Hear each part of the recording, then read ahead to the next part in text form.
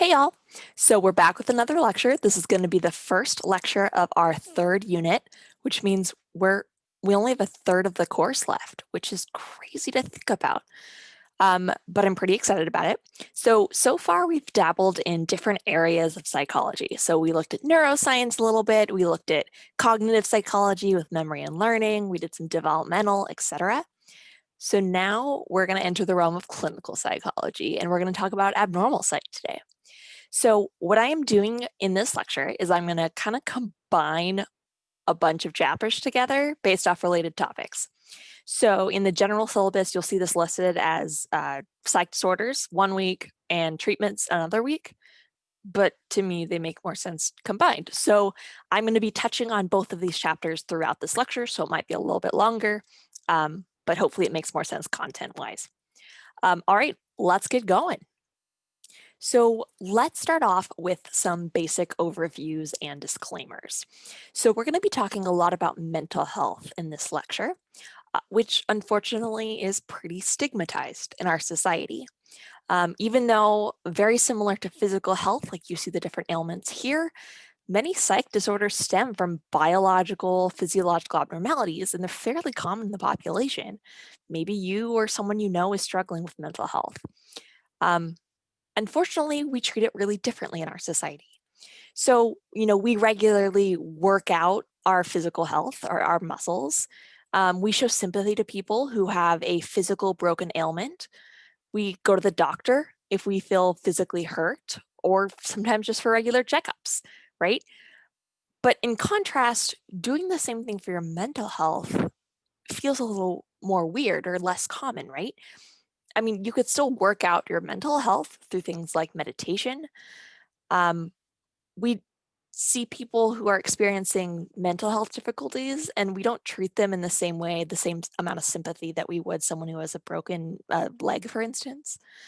Um, and although, mental health doctors exist too, not many people choose to go to them, and certainly not for regular checkups like you would physical.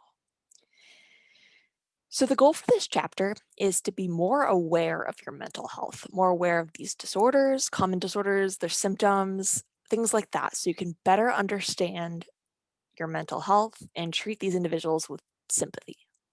So along with that, we briefly talked about this in the intelligence lecture, but I'm going to reiterate it again because it's super important.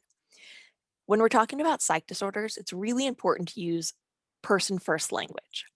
I like this kind of comic meme thing here that mental disorders are not adjectives. So you're not describing someone as possessing this quality. They're a human first. So in the same way that you would never call someone with a broken leg a broken boy, or a woman with cancer a cancered woman, you put their physical individual self first. We're going to do the same thing with mental health as well. So not a schizophrenic man or an autistic child, identify them as a person first and then identify their disability.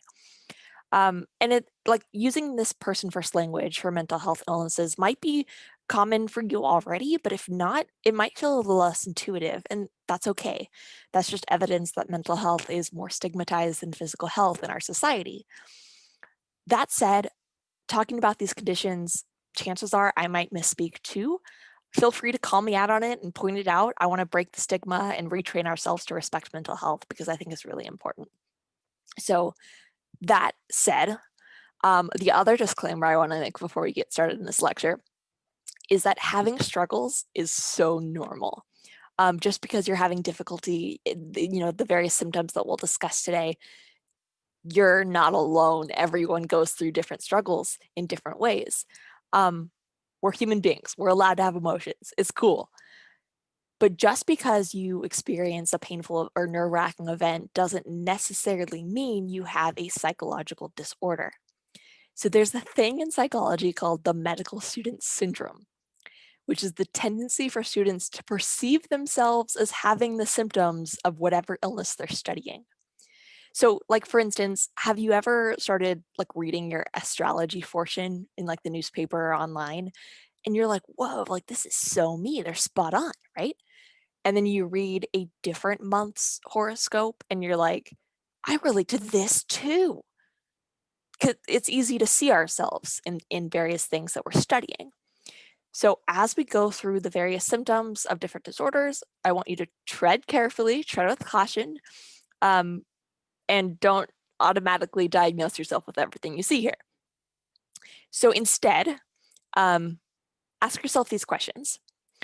First, are the difficulties, are these different symptoms things that you experience occasionally, or are they more constant or chronic? And then secondly, do you manage them okay, or are they disrupting your daily life?